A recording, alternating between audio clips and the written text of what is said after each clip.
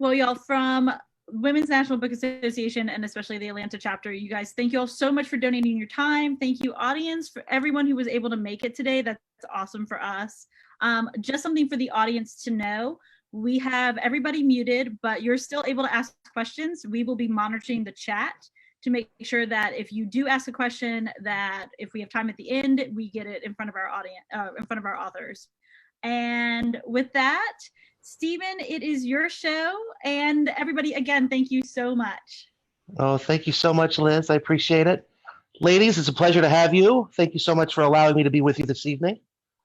If it's okay, I'm just going to kind of jump right in, and whoever would like to go ahead and answer the first question here, that way we can just kind of get the ball rolling. I guess the first question that we have on our list tonight is the time period that you guys write about in your historical fiction, is it part of your personal history? Does it have meaning to you? Is there anybody that just kind of picked a time period, just decided to write about that, or is there something that's a connection for you? Abigail. Yes, Ms. Handler? Oh. Yeah, go ahead. Ms. Handler, and then we'll go to Abigail after that. Okay. And it's Jessica. Thank you. So Jessica. The historical time period for The Magnetic Girl is 1884 and 1885, and I'm not that old.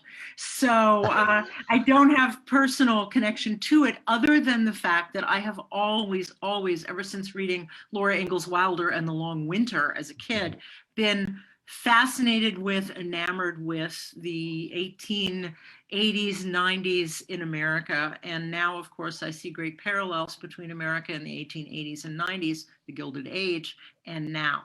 So starting with Laura Ingalls Wilder and moving on into my great love for E.L. Doctorow and John Sayles as authors. I don't have personal connection to 1880s. My own family was not in this country at that time, but it's an era that fascinates me. So that's my contribution. How about Abigail? So everything I write actually is born out of family history, and specifically D-Day, June 6, 1944, when the Allies started liberating Europe from the Nazis. My mom was French and grew up on the coast of Normandy, and she was 18 to 22 during the war, and was taking courses, physics courses at the University of Paris. So she was commuting between her home in Normandy and Paris every week, which was a really dangerous thing to do because they were bombing the trains regularly. But she was a really sort of fierce and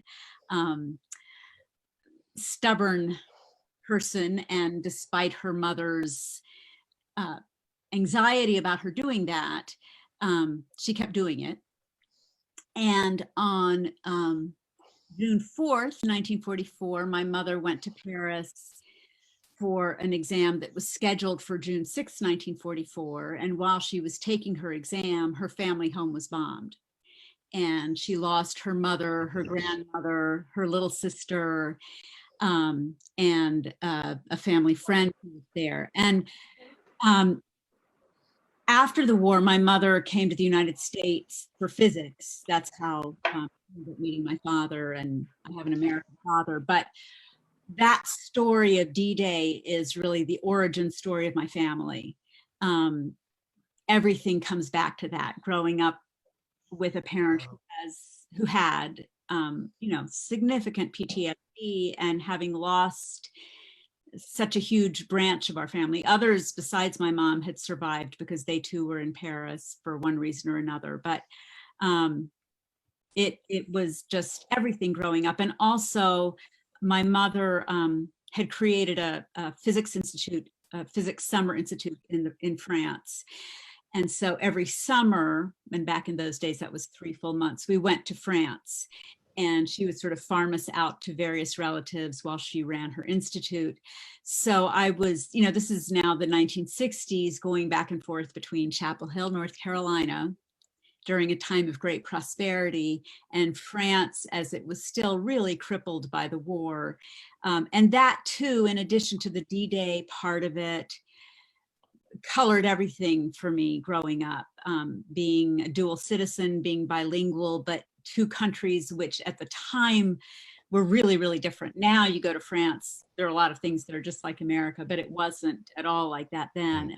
So that's always been, I keep trying to get away from that, but it always comes back to that. And it's always funny to me to find out, to realize sort of belatedly that I'm writing historical fiction, because in my mind, I am telling my family's stories from one angle or another. Mm. That's amazing. I wouldn't. There's so much to draw from in that. I love that. That's awesome. Diane, I think you wanted to answer as well. Yeah, I said a little piece of history sort of dropped into my lap. My my parents, my mother, who died after I was born, and my father were from a very rural county in Mississippi, and I grew up with stories from this county, which was considered, it was frontier America, because the river, the Mississippi River, really blocked any westward movement in the lower South. They took going further north and all the way around. So there was very much a frontier mentality there. And so this town of Greensboro was like the cowboy movies that I grew up seeing, with all the shoot 'em ups and all those sorts of things happening. And there were these stories, one particular, it was called Bloody Greensboro, and perhaps the bloodiest of the stories was one about, it was called The Feud. It was not, in fact, a feud, because the incident only lasted maybe at most about 48 hours. But it was a lot of murder and mayhem, beginning with the murder of this judge, in the title, the abolitionist judge, who actually had these slaves because manumission at that point had been made illegal, and he was unable to free his slaves, even though he was opposed to slavery. And he was murdered. And from there, it exploded, and the whole town really got involved.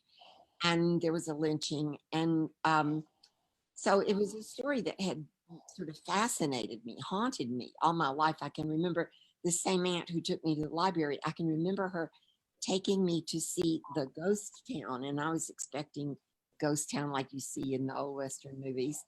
And there was nothing there but an overgrown, abandoned graveyard. And I can remember that there were no dust balls in the street or whatever. But so late in my life, I was in my mid-adulthood, I needed to know about my mother. And the only person who was still living, who had known her whole life, was my uncle. I went to visit him to find out something about my mother. He showed me these old photo albums and telling me stories about their games they played in childhood. And I turned the page on this album, and here's this old newspaper article about Bloody Greensboro. And I said, Ralph, I just have to stop you a minute.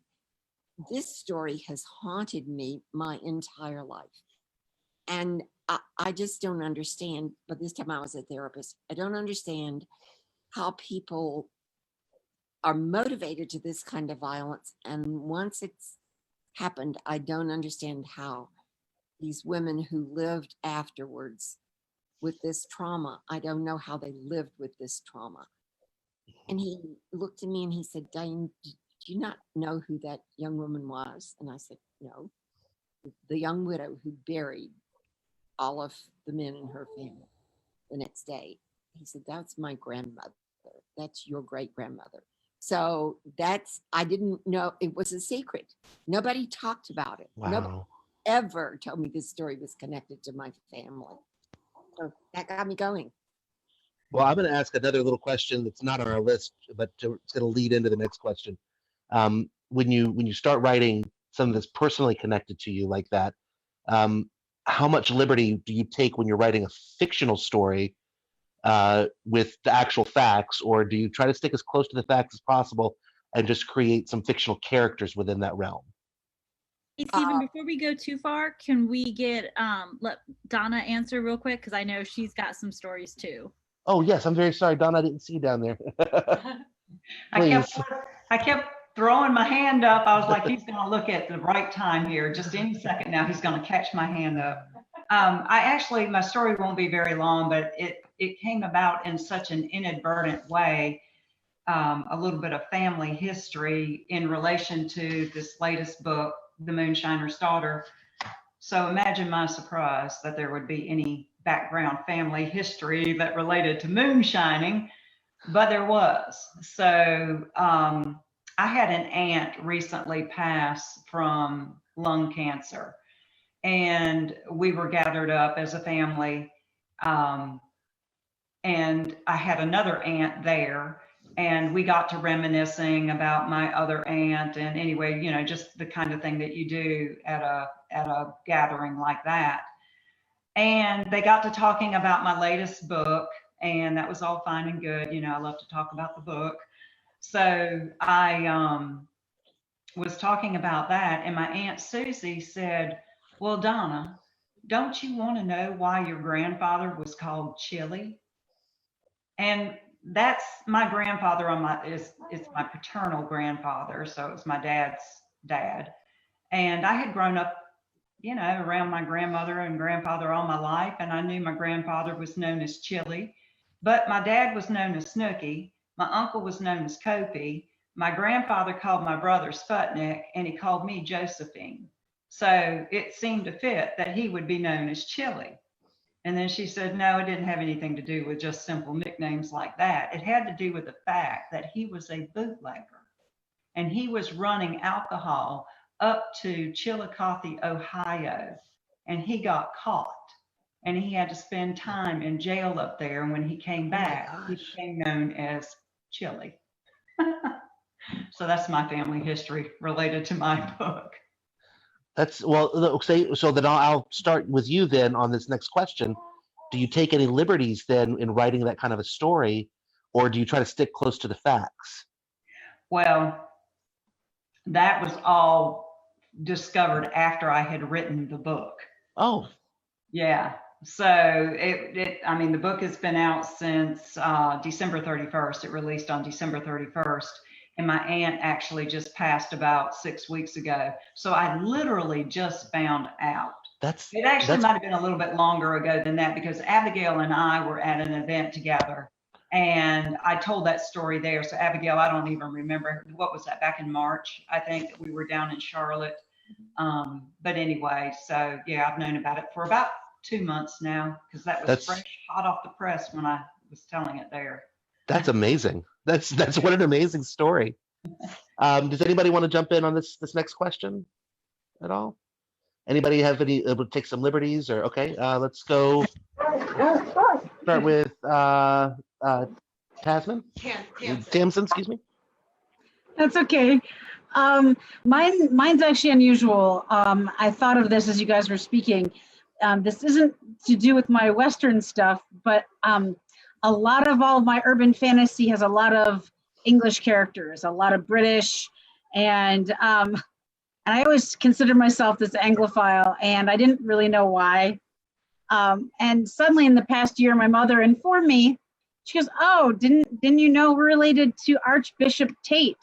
I'm like, okay, Archbishop Tate of, oh, he's of Canterbury. He's the Archbishop of Canterbury. I'm like, Mom, he is the head of the Church of England back then. You realize that, right? She's like, oh no, I just figured he was a bishop. And so it turns out that I'm related to this family from England, a very prominent family. And when you read about his wife is the reason he was so popular. She was very outgoing, well-spoken. She would make parties and get everyone in the community involved. And the more I read about her, the more she sounded like every woman on my mother's side of the family.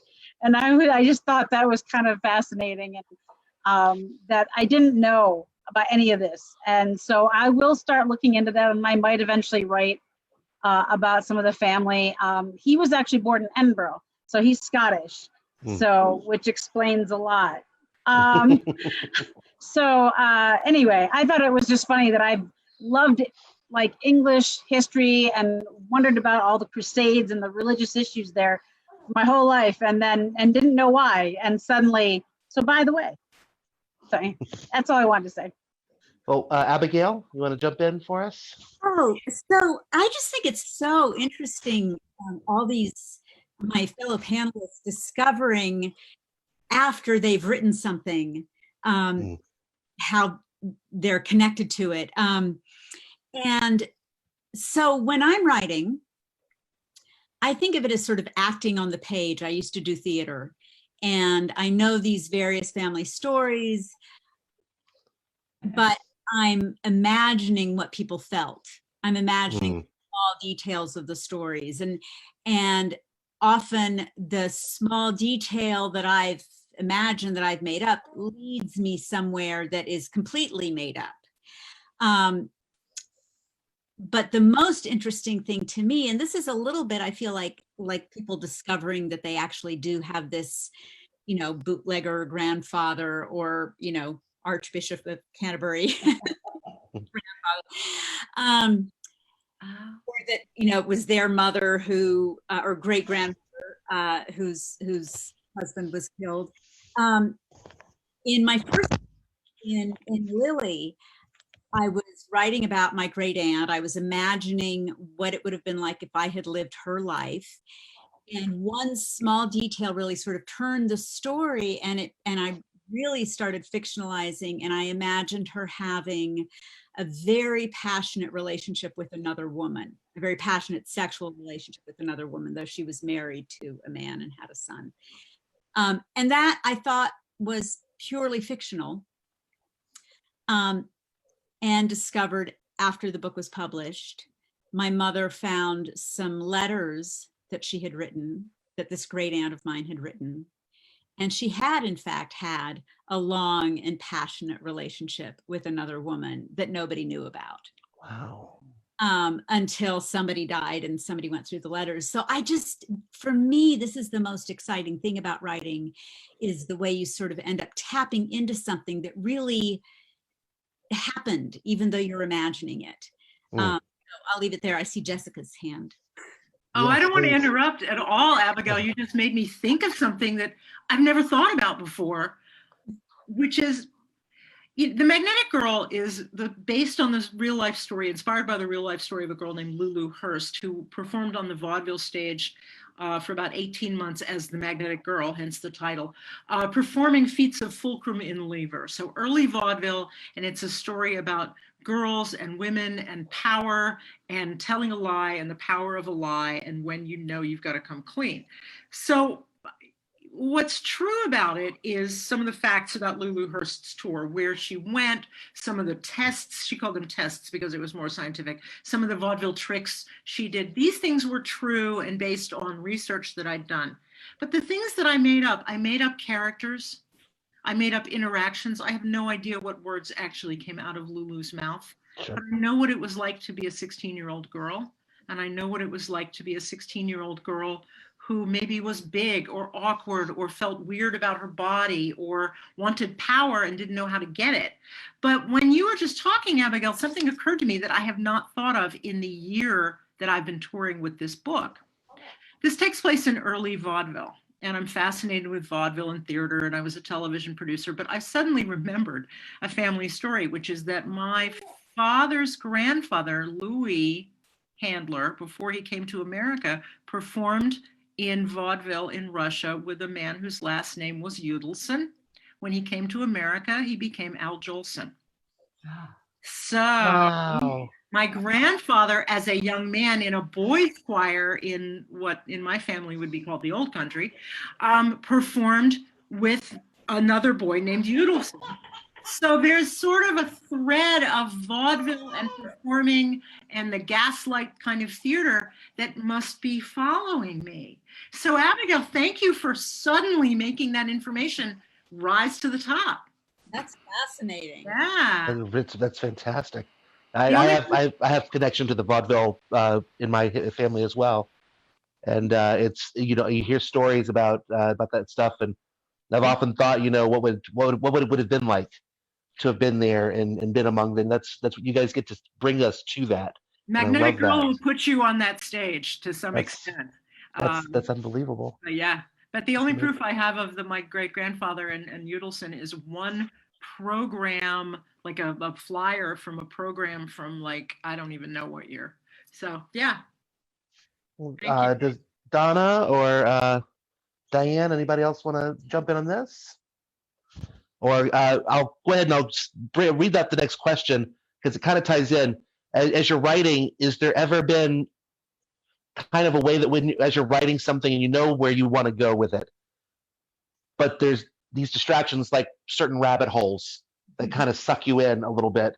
Is there any rabbit hole that you ever wanted to explore more? And we'll start with you, Donna, and then we'll go up to Tamsin. Yeah, rabbit holes. Oh boy. Well, so when I was researching for The Moonshiner's Daughter, I actually didn't know at that time when I was going to place this story. It ended up being in 1960, but there was a lot of bootleg liquor going on, as we all know, during the Prohibition time frame. And so I was actually originally researching around the late 1920s, 1930s, and I ran across this story that took place in Germantown, North Carolina. And this, my research probably took place maybe, I don't know, 18 months ago to 2 years ago. And this story has stuck with me, and it's called The Lawson Family Murders. And what happened is a guy named Charlie Lawson back in 1929 took his family just before Christmas. They had a rather large family. There were a total of 8 children, but one had already passed from disease. So there were 7 children and the wife, and they were sharecroppers. And just before Christmas, he took his family to have their buy new clothes, have a formal portrait made, which was a little bit unusual, but they had been doing better as sharecroppers and had actually purchased their own farm in this area of Germantown. And then he, on Christmas Day, Christmas afternoon, he sent the 16-year-old boy off on an errand. And what they believe is that he did that so that he could be saved or spared, because then Charlie Lawson started killing his family.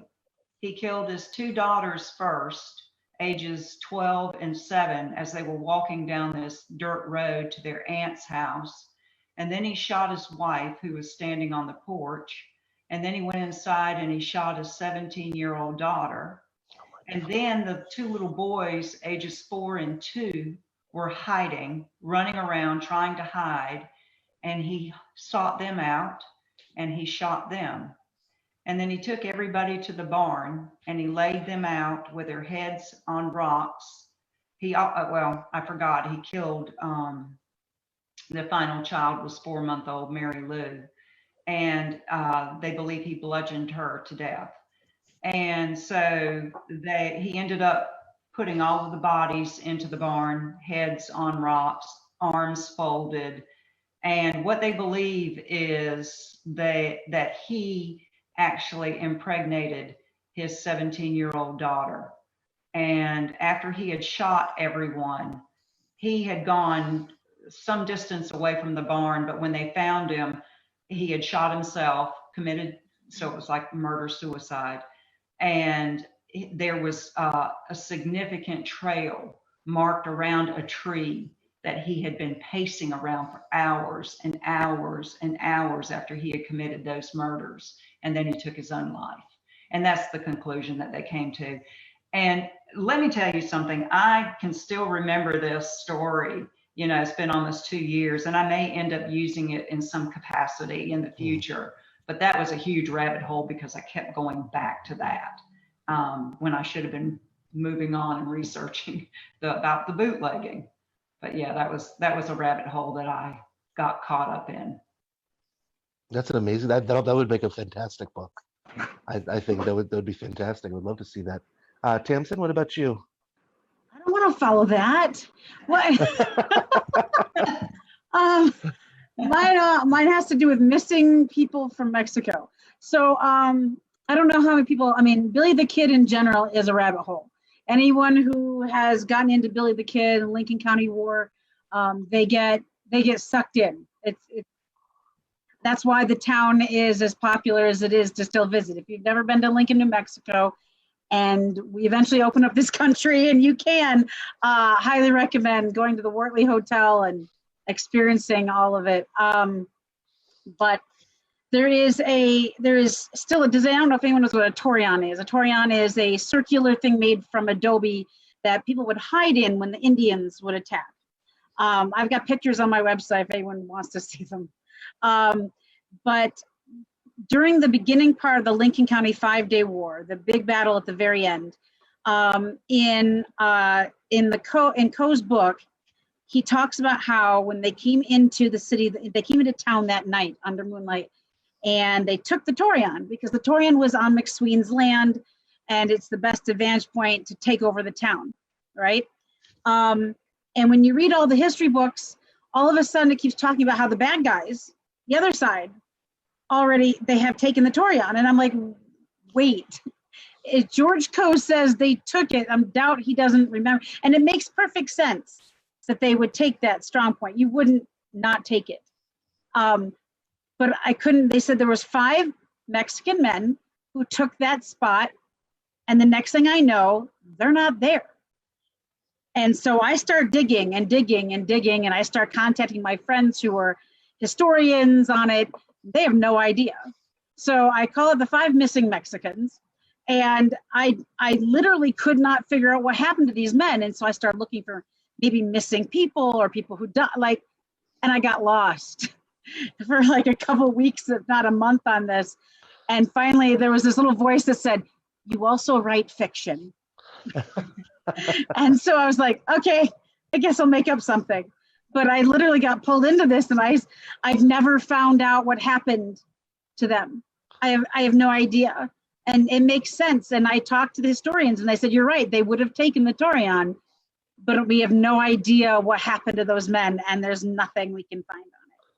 And so I made up something, and people will read that in the books. But I must have gone down that rabbit hole for a good month. As a stand-up comedian, what you guys call rabbit holes, they call tangents in ours, and my wife has to stop me from doing so all the time. Because anybody else want to jump in on that? Anybody else? No? Okay.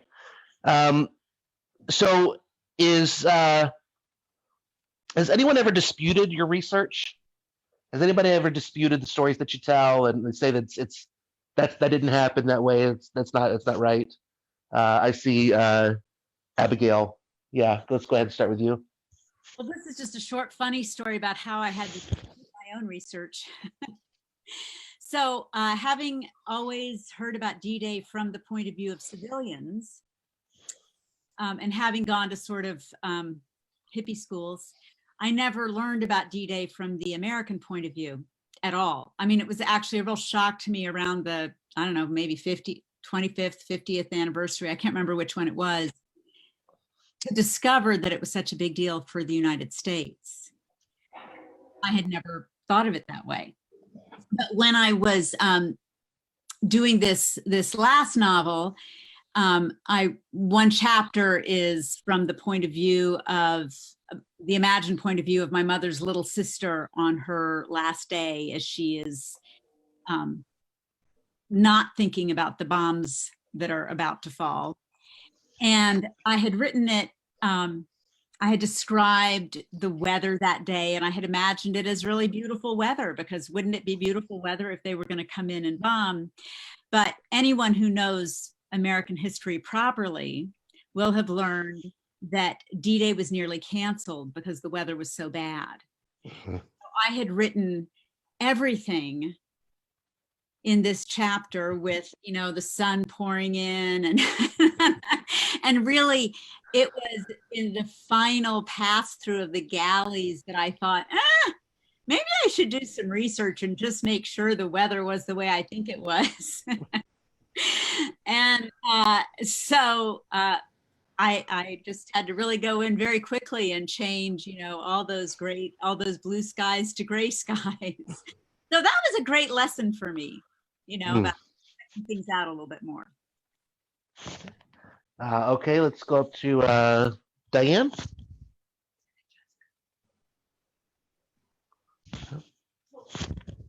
This is a sort of segue to yours, Abigail. It's not really quite directly on the question, but the whole issue of getting caught up in research and following it and finding all these unexpected things and the weather.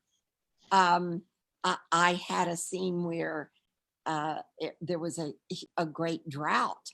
And I thought, now, Diane, somebody's going to challenge you on that. Somebody who really knows Civil War history is going to say, it was pouring rain then. What are you talking about? So I thought, well, how would you know? So I started looking up the weather, and it turns out you can look up the weather almost day by day for a couple of 100 years. Yeah, I see a lot of heads shaking here. And what I discovered that I had no idea about is that the Civil War broke out at the end of what was known as the Little Ice Age. It lasted from about 1300 to approximately 1850. And so the whole war took place during a period of global warming that had extremes of weather, very similar to what we're experiencing today, because you don't just get warming, you get extremes from one to the other. And it turns out that the weather is one of the major factors, determining factors in the war. Wow. I have a horrible time trying to find anything about the weather in New Mexico in 1878 and 79. So if you have somewhere I can find that, I'd love to know. The National NOAA, the NOAA, the National Oceanic and Atmospheric Association Authority, whatever, their website, you can search weather as far back as they have the records. You can search it on the NOAA website. And I know this because I did this with writing Invisible Sisters, which is a memoir. So much of the history is my own history. So I know what's true for me, or I would go back to my diaries because I've kept diaries since I was 9. But also it took place in the public sphere, right? So I needed to make sure that if I remembered the day as being warm, as cold, as this, as that, I wanted to check and verify my memories or interrogate why I remembered it a particular way. So the NOAA website is a really good source for that. I'm a research freak. Do you have any personal experience of people disputing your facts, or? I've been fortunate, knock wood, that nobody's disputed my facts, although that is something that really, I would hate that. And so there's a Civil War scene in The Magnetic Girl. And so I did some research into where that would have been, that particular battle would have been, and things like that. So one of the things, though, I've not had anything disputatious happen with The Magnetic Girl, but I did have something fantastic happen, which is that as I've been touring, particularly in Georgia, where much of this book took place, I have been speaking to groups of people, some of whom are related to someone who was their great-great-grandmother, or the great-grandmother might have been was friends with my character, or the woman on whom my character is based. And rather than dispute, I've had people tell me, verify weird stories I've heard about my character. There's the legend about the time she did this, or the legend about the time she did that. And I'd have people say to me, oh, my great-grandma told me that her friend Lulu did this thing. And I was like, really? Because I heard that too. So that was really reassuring. And I learned more about her too. I learned that her nickname was Louie, which I didn't know. And I learned that she and her husband put on amateur theatricals in their parlor in Madison, Georgia. So no one's disputed so much as added to, which has been really rewarding for me. Oh yeah, that has to be very gratifying. Yeah, it really was. It really, And really was. Tamsin? Yeah, so as I mentioned, Billy Kid comes out on Tuesday. And there is something about the Billy the Kid community they're so passionate. And this book is historical fantasy. So it's a mixture of the Lincoln County War and then me wrapping fantasy around that to support it. And so one of our biggest concerns with the series title, with the artwork, with everything is how many people are going to see The Curse of Billy the Kid and snag it and think it's historical fact and then have werewolves. And I would be like, it's historical fiction. But there's also the fact that in Billy the Kid, sometimes there's 3 different things that are believed about an event. And so a lot of times I had to pick something. I had to be like, okay, so there's 3 different ways this could have happened. I like this one. I think this one's the way it makes more sense. Or I talked to a historian and they'd say that. Or I just pick which one fit the narrative that I needed better. But I definitely had to make sure that we put something in the front of the book that states these things, because a couple years ago there was a photograph found. I don't know if anybody remembers. It was a big deal, and it was a picture of Billy the Kid supposedly playing croquet. And it sparked the next Lincoln County War. Back then, they would write horrible things about each other in the paper. Now it's just on Facebook. And it caused all kinds of issues in town. It split people. And so because of, I am very much expecting to have people say, that's not the truth. And Billy this or that. And I believe Brushy Bill was, and I'm going to be like, and you're welcome to that. And I chose things, but I am waiting. I'm sure it will not take very long for me to start getting hate mail. And I figure if I start getting hate mail, I'd succeeded.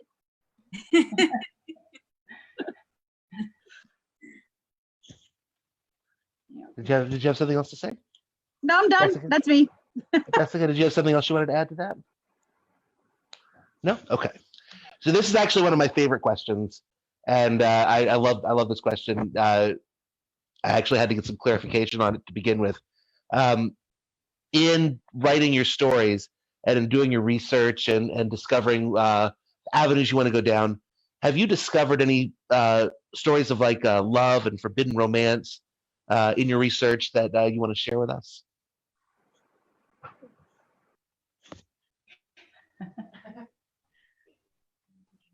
I have one. Okay, great. I was like, no, this is one of my favorite questions. Silence. Anybody? Your favorite question? There was nothing. All right, Donna.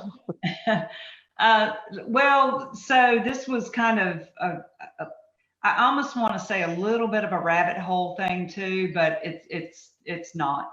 And I could have actually gone in this direction with the Moonshiner's Daughter, but I had already written so much of that story that I wasn't about to backtrack. But I did find out as I was researching about the revenuers, one of the things that took place with the whole relationship between bootleggers and moonshiners and the revenuers is that they actually got along really well. And that's kind of hard to believe, but it's true. And they tried not to hurt one another. But what would happen is a lot of times a family member, and usually a woman, because it was said that women were more believable than men, they would be the ones that would be sent to go talk to the revenuer. And so a bootlegger's wife fell in love with one of the revenuers. And that's something that I discovered while I was doing the research. And I could have, like I said, I could have gone down that whole path with the book, but I already had too much of it written. So I thought that was really interesting. And I don't know what happened. I don't know if she left her husband or what might have happened. But either way, yeah. Well, Revenue for a bootlegger's wife. it's funny because that became my favorite question because my wife and I are doing our own family research and family history and have discovered that during the early part of last century, when my great-grandmother and my great-grandfather first wed, he had to hide the fact that he was Jewish from her family because that was an absolutely taboo, forbidden love. He was half Jewish, and as a matter of fact, that didn't come out. And my grandmother and her sisters did not find out that they were part Jewish until long after he had passed away. And that's one of my, because I can relate to finding out about these forbidden loves and everything. Let's see what we have here. Any stories about families that grew out of employee relationships as part of a bargain or anything? Is a question that we wanted to ask here. Oh yes, Diane. Well, this is not really research, but talk about my work in progress, which is the working title is the Widow's Reckoning, and it has to do with two women who are very, very far apart geographically, who have both suffered the loss of a husband and both suffered the loss of an infant son. And fate brings them together in New Orleans, where one becomes the seamstress for Mardi Gras for the other in exchange for a place to live and be, because the woman who lives in New Orleans is in her widowhood. She discovers that her husband was in terrible, terrible debt to what was known as the Black Hand, and possibly was murdered by them. So there's this relationship that where these women are on equal ground in a certain way, that they're bargaining for what each can afford and needs that the other one can provide. I'm going to go ahead and ask this real fast. Yes, go ahead. We can do the audience questions. Yeah, we got audience questions coming up here, but I want to know if you could give one piece of advice to people that want to tell a story, that want to write, what would be the one piece of advice that you would say is most important to somebody getting started in the process? Let's go ahead and do Jessica. I teach creative writing on the college level and on the master's level. And what I tell people all the time who are beginning writers, and I tell this to myself too, is don't write in order. If you are thinking, well, I need to know what happened and what happened after that and what happened after that, you don't have to write it in that order. If you feel like writing the scene where such and such happens, and you know that's not going to happen until later in the book, write it anyway. Just write a collection of scenes, and you won't really have anything to put together into a narrative arc. I have to mirror this, a narrative arc, until you've got 50, 60, 80 pages. So people who feel like, oh, I don't know where it starts, and then I don't know what happens after that, don't worry about it. That's not a thing to think about. Just write scenes until you can start hooking them together. That's what I say. Other people may disagree with me. Other people may be more procedural than that. Actually, I was thinking that that's good advice even for us. I'm going to use that. I'm one of those orderly, can't move forward until I have resolved a scene. So that's good to know. Anybody else? And okay, we got some audience questions here. Let's see. From Rachel, for historical fiction writing, when you're using real life people as characters, how do you keep from being sued for slander? Well, I don't know. It says a novel. This was a real issue with me because these are real people, or they were real people. And because the book says The Magnetic Girl, a novel, and then also the beginning of the book on the opening, any historical novel will have or should have in it the following statement or something like it. This book is a work of fiction. References to real people, events, establishments, organizations, or locales are intended only to provide a sense of authenticity. So a disclaimer like that goes a long way. And that's for fiction, not for non-fiction. It's a different deal. Okay. That's what I say. Anybody else want to jump in on that as well? No? Okay. Our next question is from Marnie Hall. And what do your families think about using their stories to create fiction?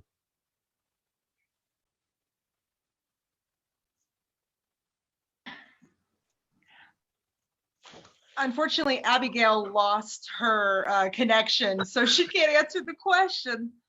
Oh no. Well, I think that's fair though, because then that brings us up to our next question, which was, how do you use family stories or history stories and incorporate the fantastic or the supernatural or something even just more fictional to enhance the story without distorting it too much?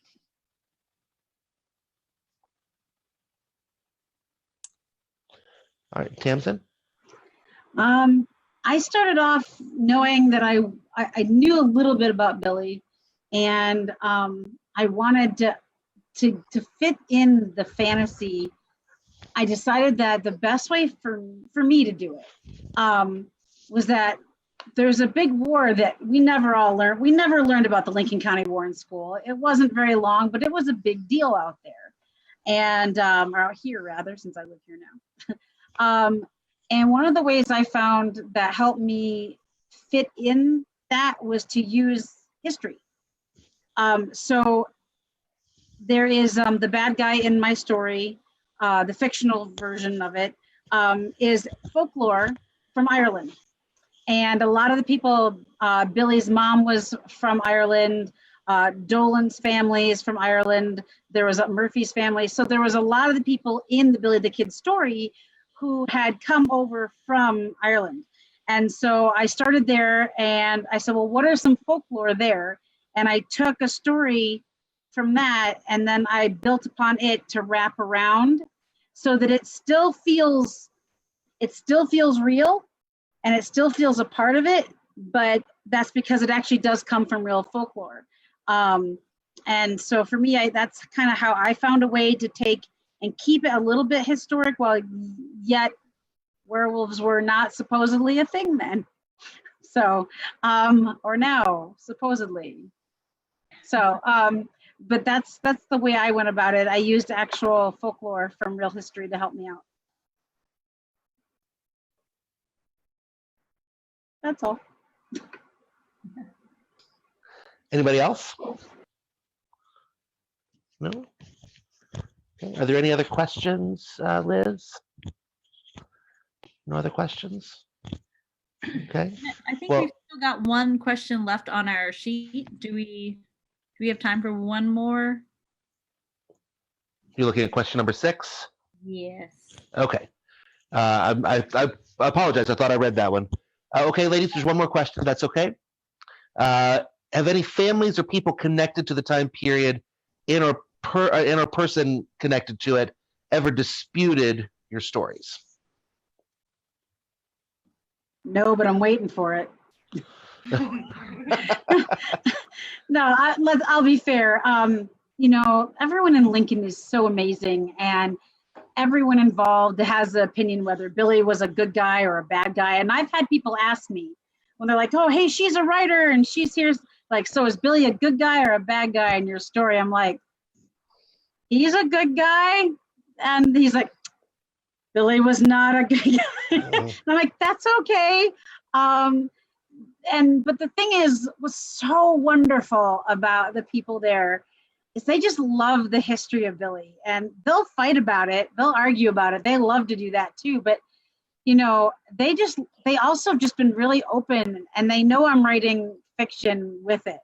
And they've been really great about that. I'm like, just so you know, it is fiction. They're like, no, that's fine. It's fine. Because they just think it's great that someone's writing about Billy, and that someone, you know, it's going to bring some hope, hopefully in my deep down in my heart. What I hope is that people fall in love with Lincoln the way I did, and they go. So they've just been really supportive in the whole thing. But I am more than prepared for that not to be the case for everyone. Oh, yeah, Diane, go ahead. Well, because there are two sides to everything, and I really tried to focus on creating that sense of things, and two sides to all of these characters that we all encompass everything. But I really was I was worried about both sides. The descendants, the one side saying, wait a minute, we were our side was the hero, we were the heroes, we're the good guys, you know. And for the other side to say, wait a minute, what? So it didn't happen. But at one point, someone contacted me and said, my husband, cousin twice removed or something like that, you know, has an account. He's a descendant of the gray side of this feud, which were the supposed bad guys. And I have the gray account written up. And I said, would you send it to me, please? I would love to see the other side of this. And it was written considerably later by a descendant. And it at first I thought, wow, this is, I should have known some of this. And then it began to get more and more fantastical and unbelievable. And I thought, oh, okay, it's all right. It's okay. Welcome back, Abigail, by the way. Thanks for. Thank you. I'm really sorry. Mountain technology here. No, we're so glad that you were able to rejoin us. We have a question that was actually really kind of directed towards you. And so I want to give you an opportunity to to answer the question from Marnie Hall, who's watching us. And she says, what do your families think about using their stories to create fiction? Well, I'm very fortunate in that my mother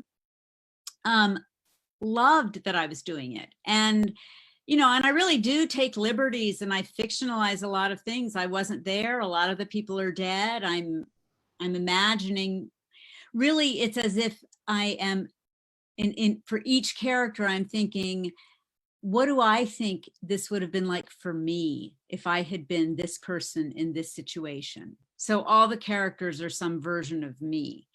And I'm very clear about that with my family. You know, I'm not trying to say that you felt this, or you or your dead relative thought this or did all these little things. This is how I imagine myself going through these experiences, to the extent that I can do that. So as I said, you know, my mom really understood the way fiction works. I mean, she was a scientist, but she really got that. And so she loved it, you know, losing all her family members the way she did was, you know, was the story of her life, really. And so I think it meant a lot to her that I was so involved in it. And the great aunt, who was the motivation for my first novel, the one where I imagined her having a relationship with a woman, and then we found out after her death that she had. In her final years, she was suffering from dementia, not Alzheimer's, but I mean, it was still her personality, but significant dementia. And my mother, that's when I was working on that book, and my mother told her that I was writing a novel about her. And she had one of her last moments of lucidity, and I will something. And my mother said, oh, am I losing people again? No, My we can hear you. You're the- okay. everybody else froze. So, and my mom said, but it's a novel. And my great aunt, who was also a very smart and well-read woman, said, well, of course it's a novel. She knew that I couldn't possibly know the ins and outs of her life. So it's been really nice, actually. It's really, really nice. And it's amazing to me that people are so nice about it, because I imagine them, the family members, feeling and thinking all kinds of things they might not like. So it's been great. Well, everybody, thank you so much for your time. Our audience, you guys for signing on. Our authors for giving us so much of your process and telling us so much of how you do what you do. And Stephen for leading our discussions and asking great questions. I hope that this brightened everybody's day a little bit, and we really hope that this encourages everybody to pick up a great book, maybe one of our authors' books, maybe, tell a great story. As you can see, you can talk about anything, and it can be a great place to start. Just a reminder, we are the Metro Atlanta chapter of the Women's National Book Association. We would love to have any of our Atlanta adjacent or Atlanta close enough friends come out and join us. And if you're not a Atlantean, then please check out the Women's National Book Association for a chapter near you. And then if anybody's looking for a read that isn't one of the great books that we've heard from our authors, they all sound amazing. We are going to be reading a book in June, or reading a book now to do a group discussion in June called Burying the Honeysuckle Girls by Emily Carpenter. That is our next book club read. We have definitely fought over which book to read, and now we have a huge to be read list. Again, thank you all so much. Hopefully you will come and join us again for future events. And again, we had a great time. I hope you guys did too. Thank you so much. Thank you. Yes, thank you so much for having me. This was great. Bye. Thank you. Hi, everyone. Thank you. As the president of the chapter, I'm so glad this all went well. I hope you guys had fun, and look for the recording if you want to see this again. Thank you, guys. Thank you so much. Down there.